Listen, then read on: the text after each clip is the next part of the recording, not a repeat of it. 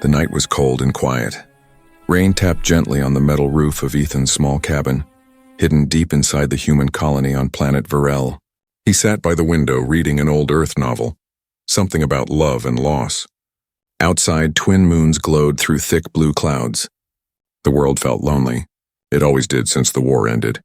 Ethan was one of the few humans left on this alien world. Once he had fought here, a soldier for Earth's army during the human Varel War. Now he was just a broken man, living far from everyone, fixing machines for food and credits. Just as he was about to sleep, a soft knock came from the door.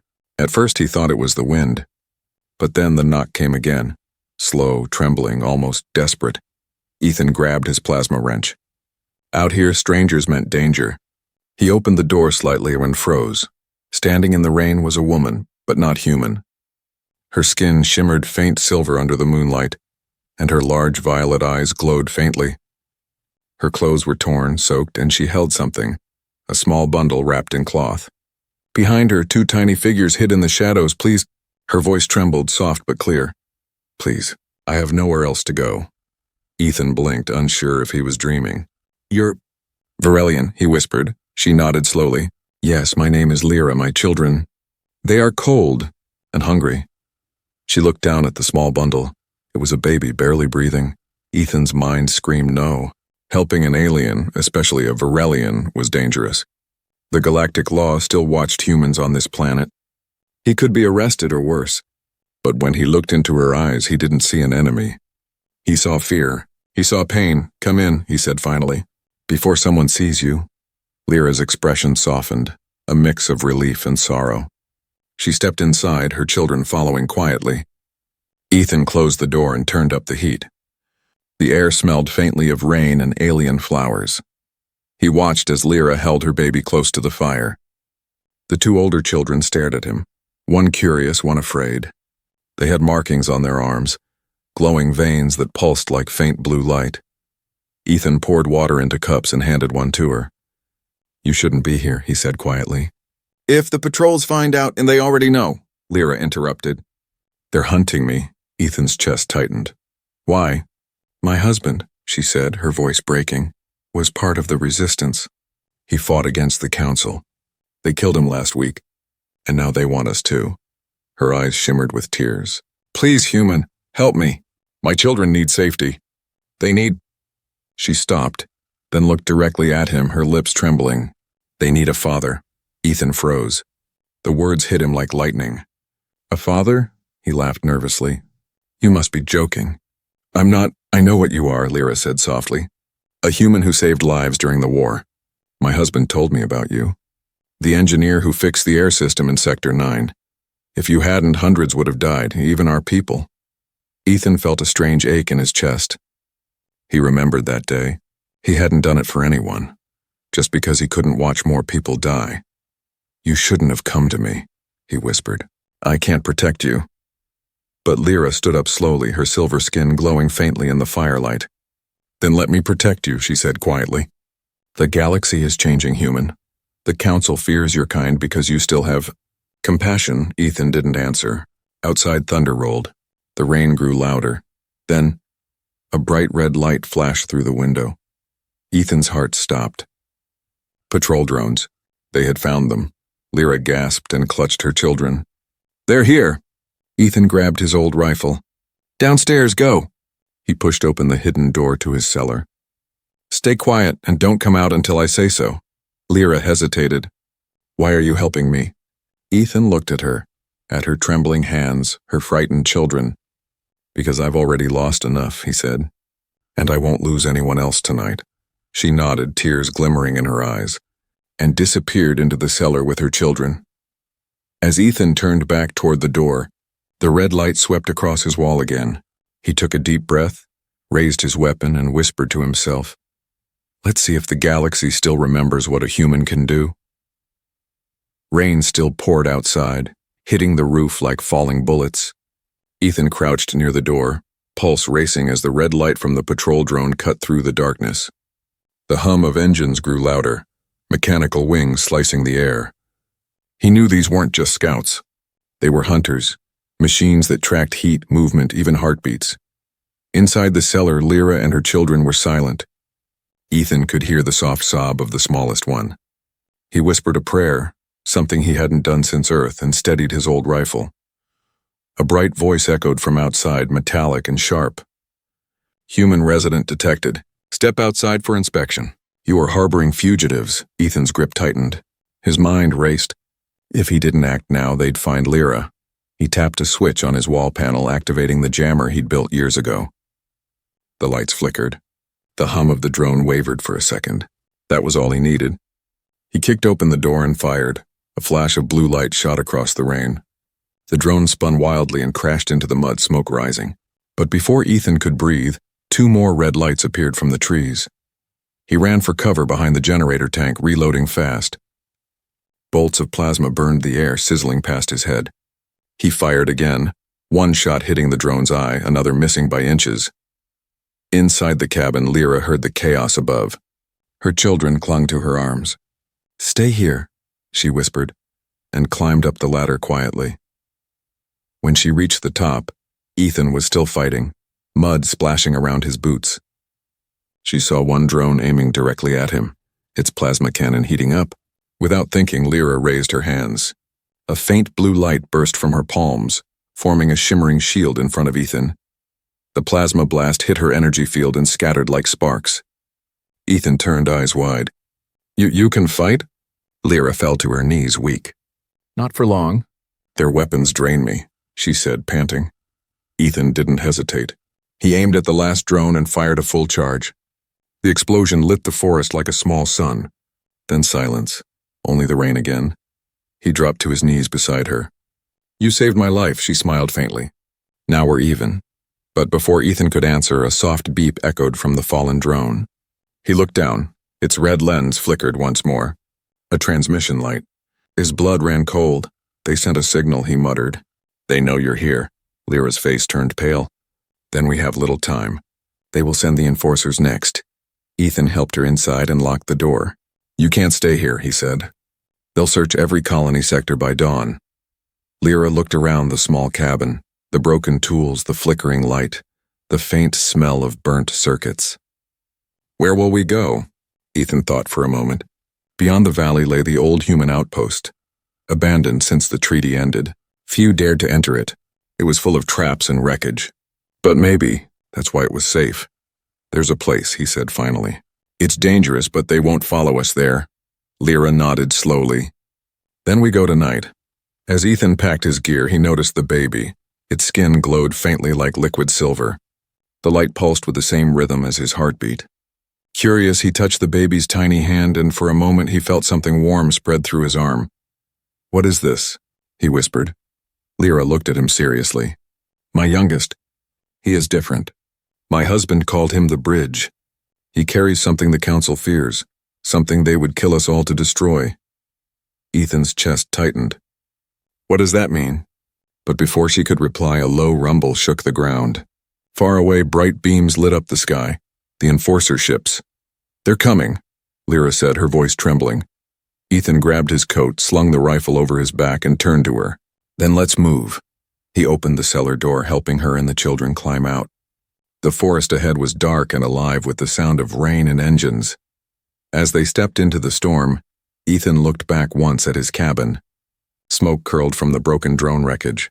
That little home, his only piece of peace, was no longer safe. Lyra walked beside him, carrying her baby close.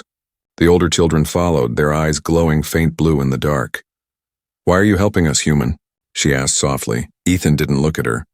"Because once," he said, "someone helped me when I didn't deserve it." Lightning flashed, revealing the silhouette of enforcer ships landing miles away. The night had turned from quiet to hunted, and deep inside, Ethan knew this was only the beginning. Because now, the galaxy had seen a human break the law for an alien family, and there would be a price for mercy. The forest stretched endlessly before them, dark, wet, and full of whispers. The rain had slowed, but the wind howled like a living thing. Ethan led the way with a dim light strapped to his wrist, scanning the shadows. Every broken branch, every rustle in the leaves made him tighten his grip on the rifle.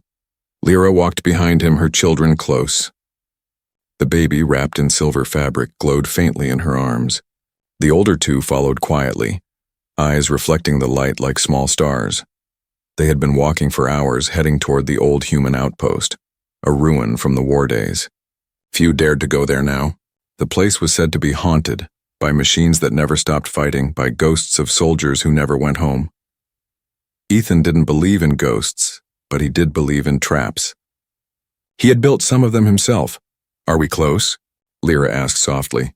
Ethan nodded. "Another few miles. We'll reach the canyon soon." But the road ahead wasn't kind.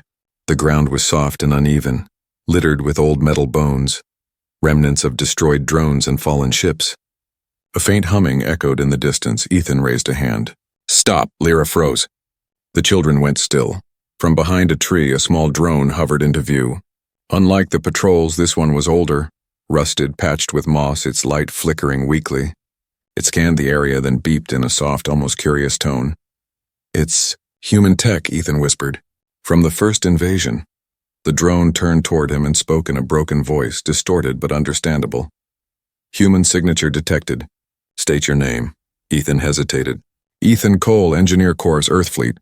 The drone paused, then emitted a series of beeps. "Identity confirmed." "Directive. Follow me." Lyra looked uneasy. "Can we trust it?" Ethan gave a half smile. "We don't have many choices." They followed the drone deeper into the forest until the trees opened into a wide clearing. There, buried under layers of vines and stone, stood a massive structure of rusted steel, the old outpost. The walls were cracked, the gates half open, but the faint blue lights along the floor still flickered. Ethan's heart tightened. He remembered this place. It was where he had nearly died 10 years ago. Inside, the air smelled of dust and old energy. The walls were marked with Earth Fleet symbols, faded and broken. Machines hummed faintly in the dark, still alive after all this time. As they entered, the drone flew ahead and stopped before a massive metal door. It beeped again. "Primary core operational. Commander access required."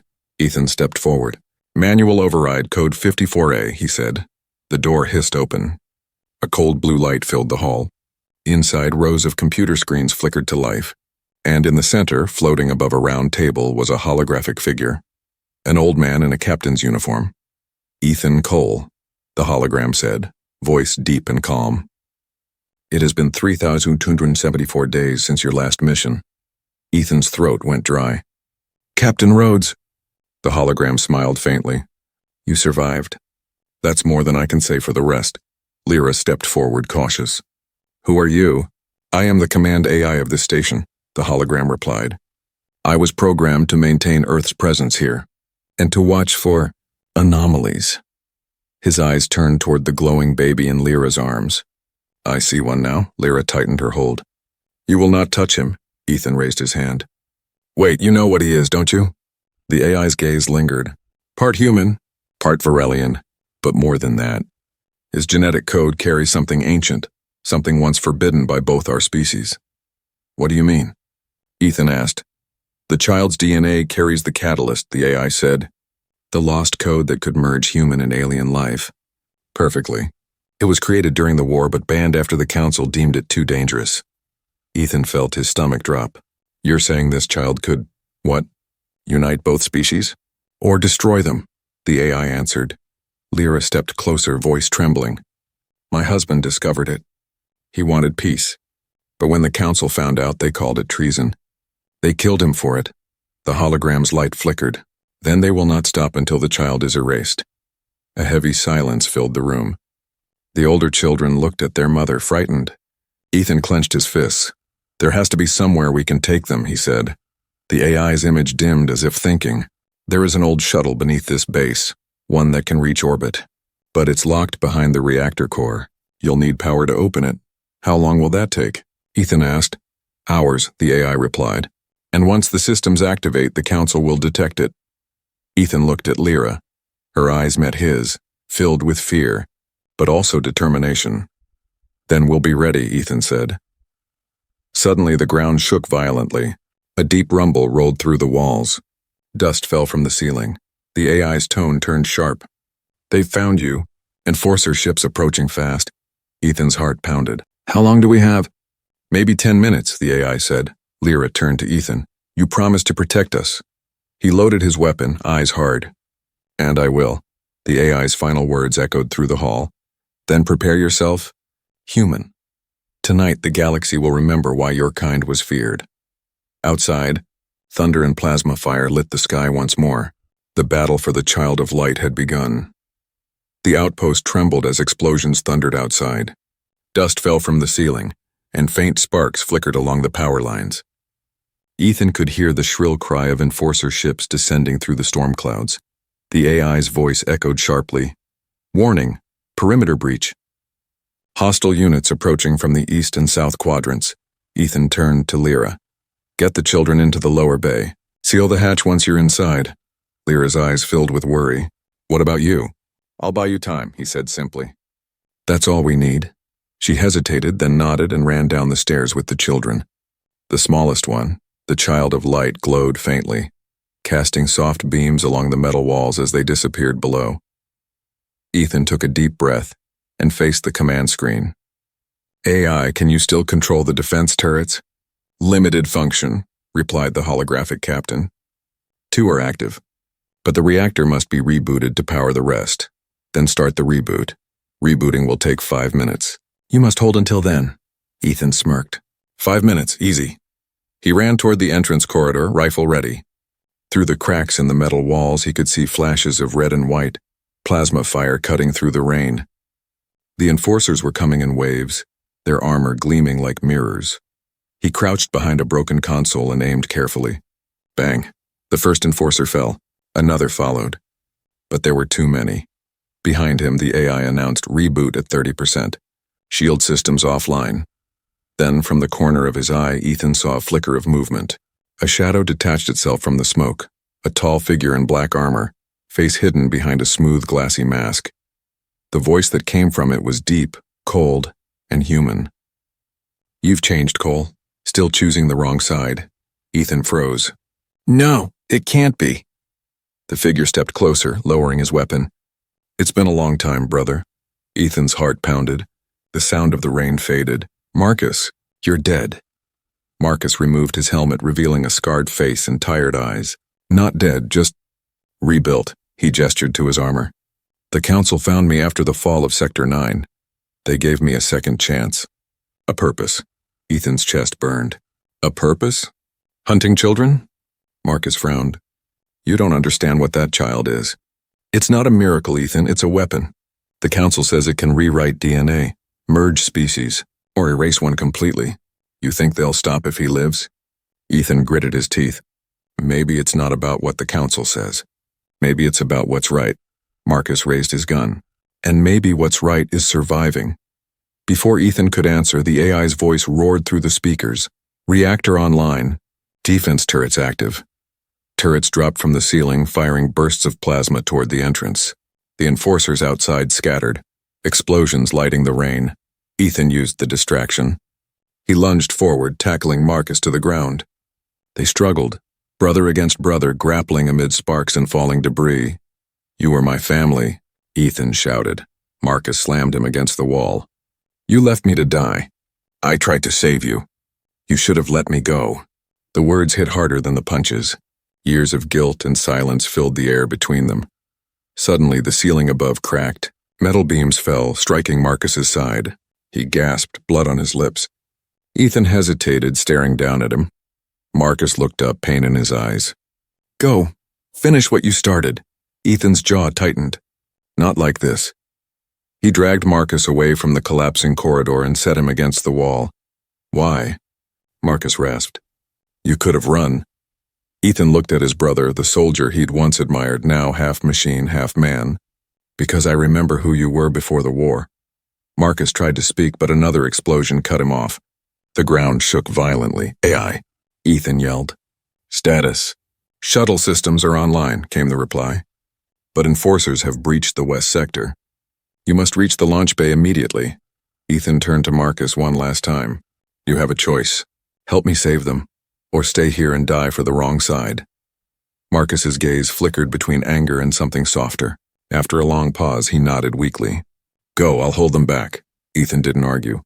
He sprinted toward the lower bay. Lyra was waiting near the shuttle platform, eyes full of fear. What happened? Later, Ethan said, breathless. Get the kids on board. As the engines powered up, the AI's hologram appeared once more. The enforcers are inside. This station will not hold. Then we leave, Ethan replied. But before the shuttle could lift, a figure stepped into the doorway. Marcus, armor cracked, blood staining his suit. He tossed a small device to Ethan. This will hide your ship's signal for one jump, Marcus said. After that, you're on your own. Ethan caught it. Their eyes met for the last time. Goodbye, brother, Marcus smiled faintly. Make it worth something. As the door closed and the shuttle rose into the storm, Ethan saw the outpost erupt behind them, fire and lightning swallowing the place where his past had died. Lyra looked at him silently, her baby glowing softly in her arms. What now? She asked. Ethan stared out the window where the burning clouds faded into endless space. Now, he said quietly, we find out why this child was born. The shuttle tore through the storm, climbing higher and higher until the clouds turned into silence. Below them, the planet Virel glowed faintly blue, a wounded world fading behind smoke and fire. Ethan sat in the cockpit, his hands trembling slightly on the controls. The child's soft glow filled the cabin with a strange peace, but his mind was anything but calm.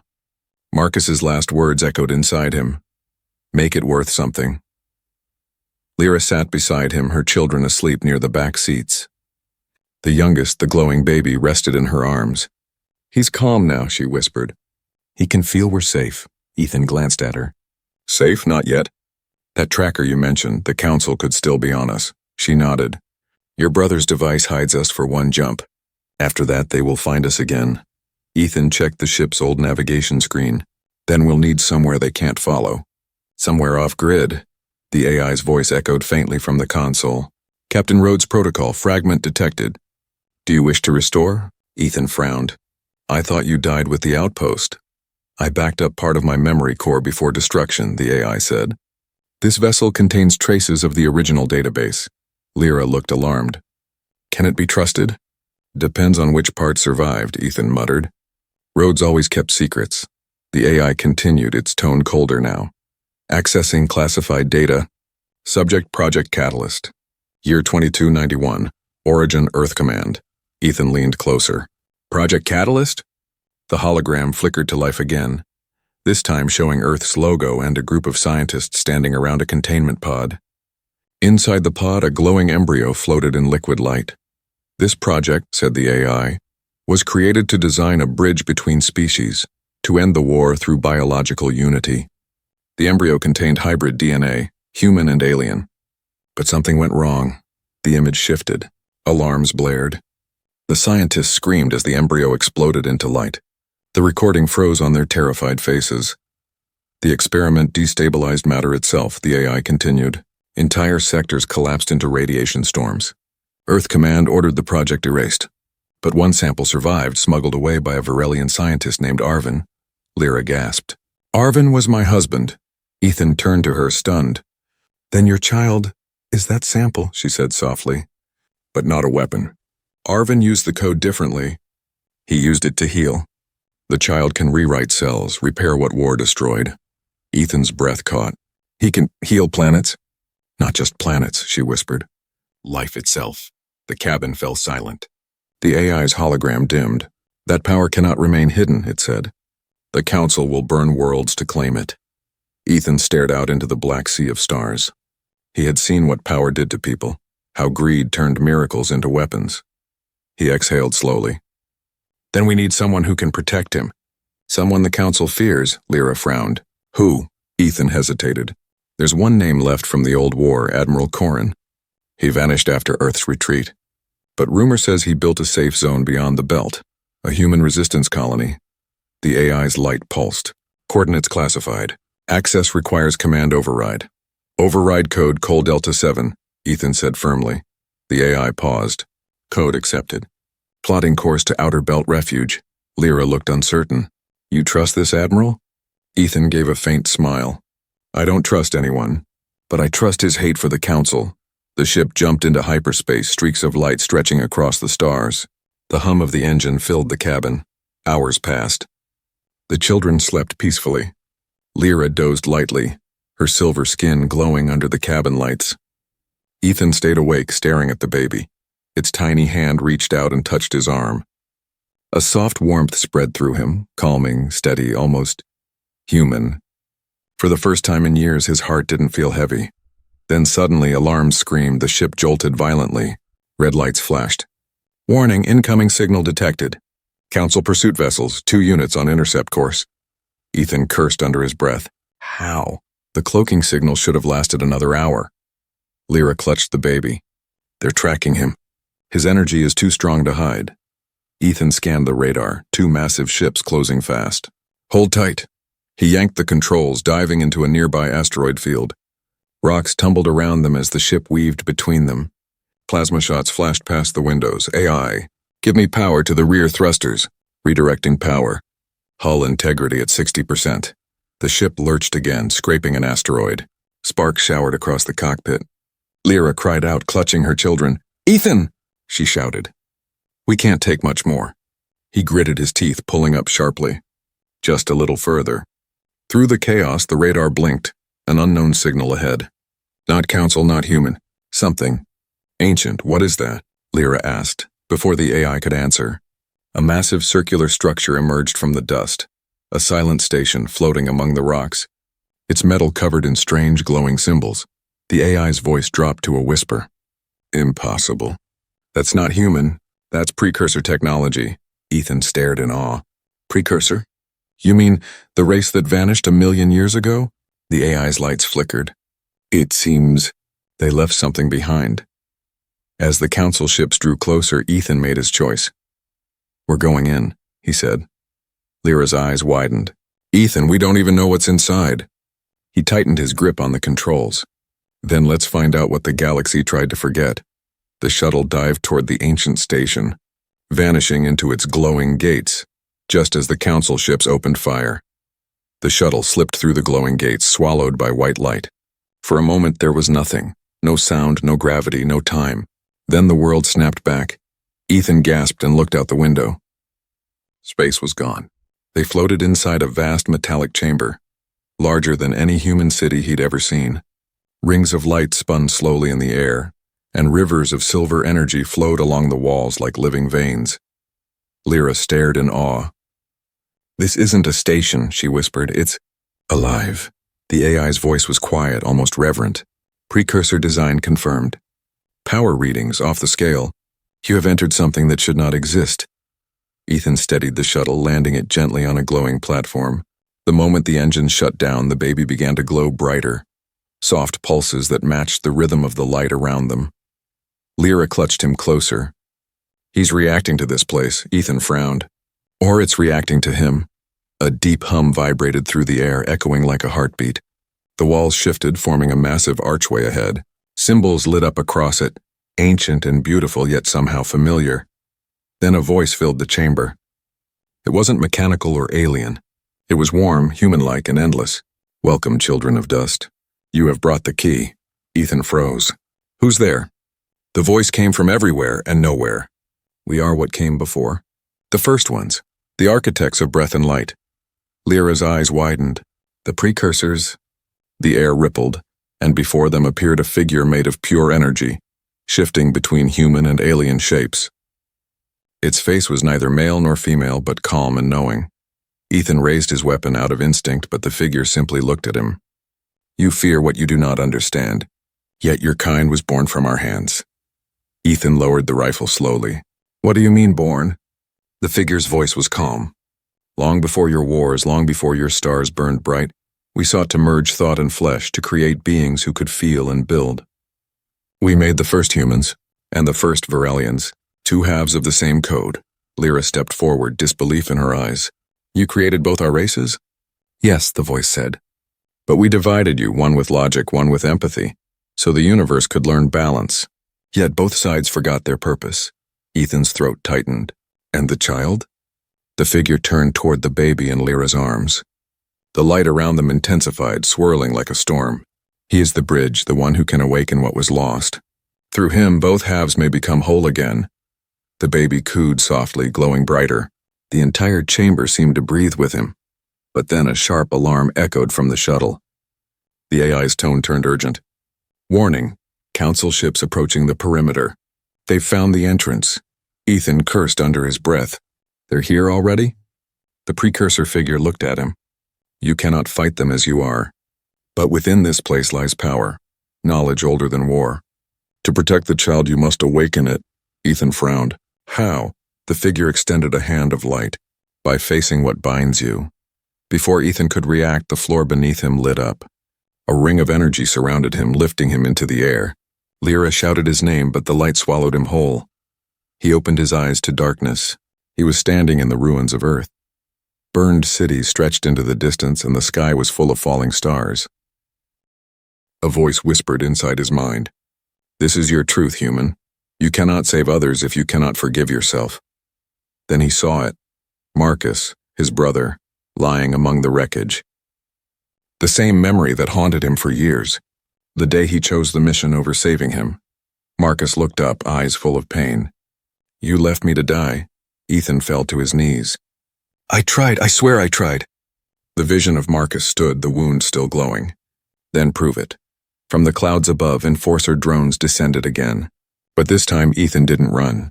He grabbed his rifle and charged, shouting his brother's name. The world burned around him, but he kept fighting, not to win, but to forgive. When he opened his eyes again, he was back in the chamber. The precursor figure watched silently. You have faced your shadow, it said. Now you may wield light. Ethan looked down. His hands were glowing faintly, the same color as the child's. He could feel energy coursing through him, calm and powerful. Lyra ran to him, eyes wide. Ethan, what happened? He smiled faintly. I think I just met our maker. The AI's voice returned, warning once more. Council ships breaching in 60 seconds. Ethan looked at the precursor figure. Can you help us? The figure's light began to fade. We are only echoes. But the bridge will guide you.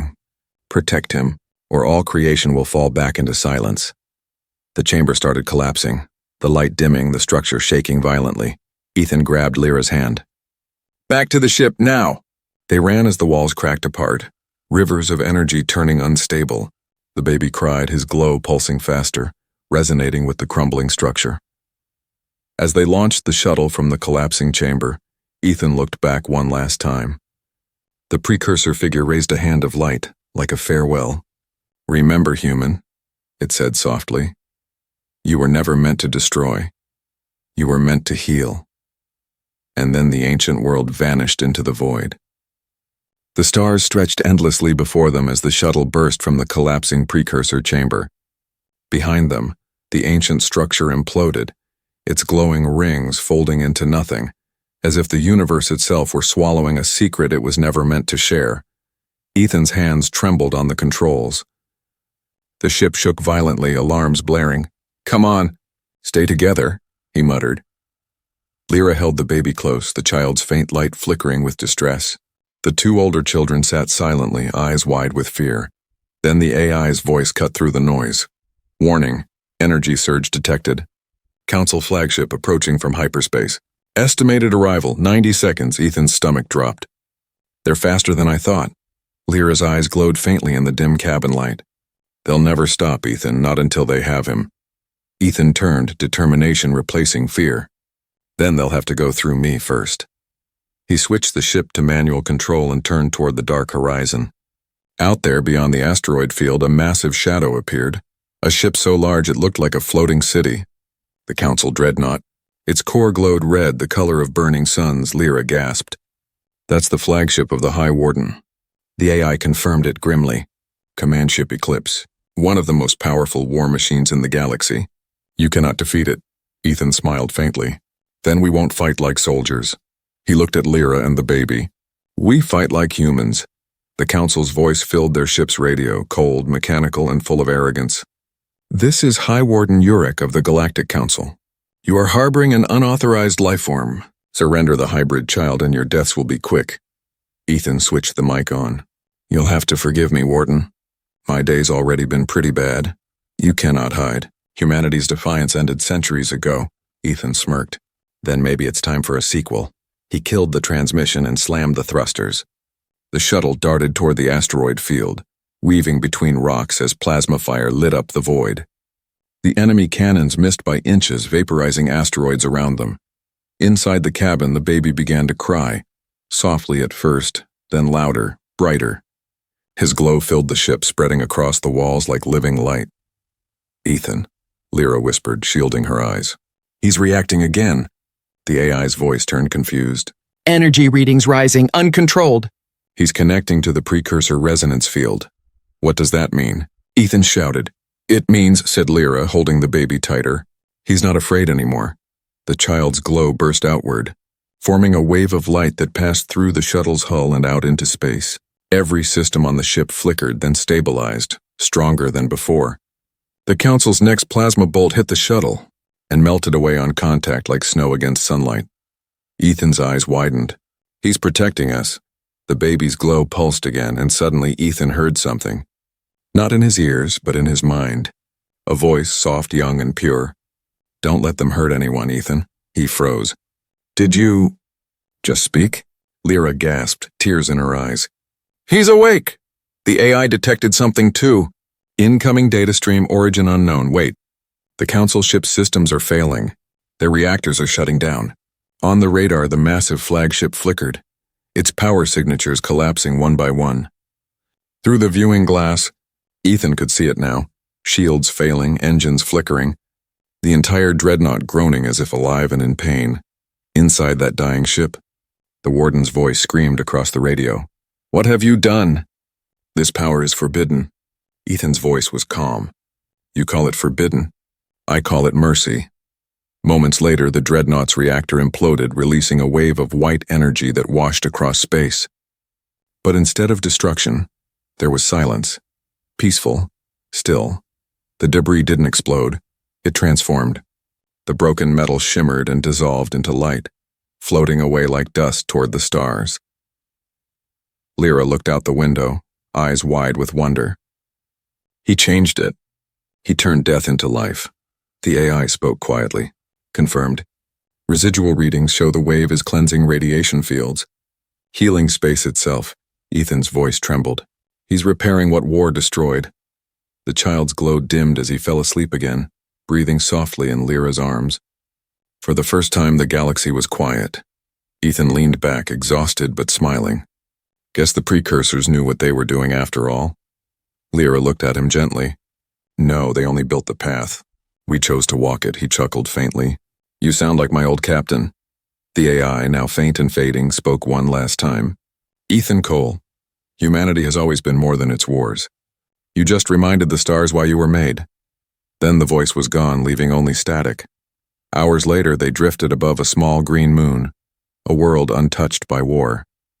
Ethan landed the shuttle on its surface. The air outside shimmered with gold light, flowers blooming where the energy wave had passed. Lyra stepped out first, barefoot, holding her sleeping child. Her other two ran ahead, laughing for the first time in years. Ethan followed, breathing in the clean air. "So what now?" Lyra smiled softly. "Now we rebuild, together." Ethan looked up at the sky, the twin suns rising above them, lighting the new world in gold. He felt the child's faint warmth even from a distance, pulsing like a heartbeat across the planet, and he knew then, deep down, that humanity's story wasn't about conquest or machines or survival. It was about this moment. An alien mother, a human soldier, and a child born from both, standing beneath a new dawn.